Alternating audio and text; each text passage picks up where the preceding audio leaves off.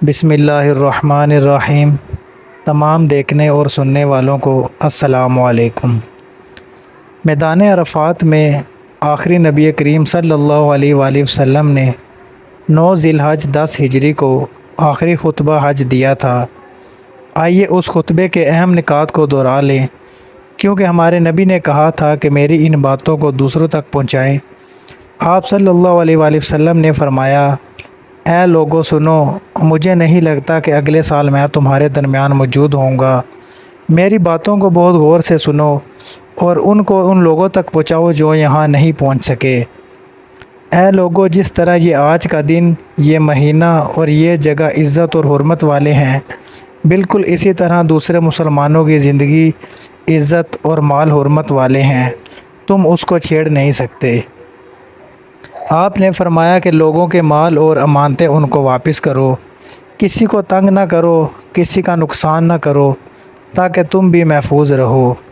اور یاد رکھو تم نے اللہ سے ملنا ہے اور اللہ تم سے تمہارے اعمال کی بابت سوال کرے گا۔ اللہ نے سود کو ختم کر دیا ہے، اس لیے آج سے سارا سود ختم کر دو، معاف کر دو۔ تم عورتوں پر حق رکھتے ہو اور وہ تم پر حق رکھتی ہیں۔ جب وہ اپنے حقوق پورے کر رہی ہیں، تم ان کی ساری ذمہ داریاں پوری کرو۔ اور فرمایا، عورتوں کے بارے میں نرمی کا رویہ قائم رکھو، کیونکہ وہ تمہاری شراکت دار اور بے لوث خدمت گزار رہتی ہیں۔ کبھی زنا کے قریب بھی مت جانا۔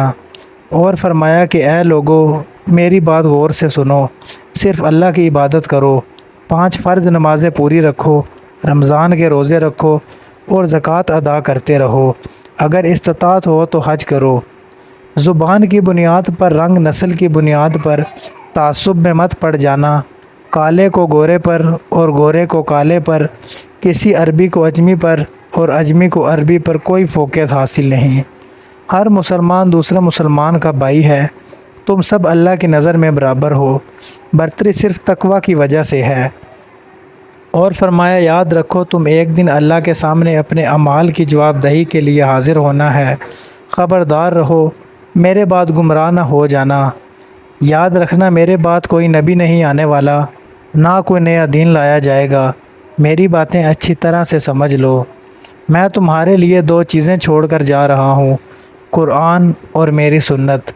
اگر تم نے ان کی پیروی کی تو کبھی گمراہ نہیں ہوگے۔ اور آپ نے فرمایا کہ سنو، تم لوگ جو موجود ہو، اس بات کو اگلے لوگوں تک پہنچانا اور وہ پھر اگلے لوگوں کو پہنچائیں، اور یہ ممکن ہے کہ بعد والے کو میری بات کو پہلے والوں سے زیادہ بہتر سمجھ سکیں اور اس پر عمل کر سکیں۔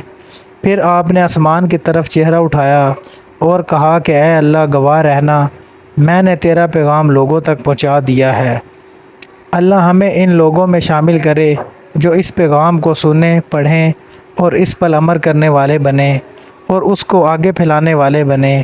اللہ ہم سب کو اس دنیا میں نبی رحمت کی محبت اور سنت عطا کرے اور آخرت میں جنت الفردوس میں اپنے نبی کے ساتھ اکٹھا کرے، آمین۔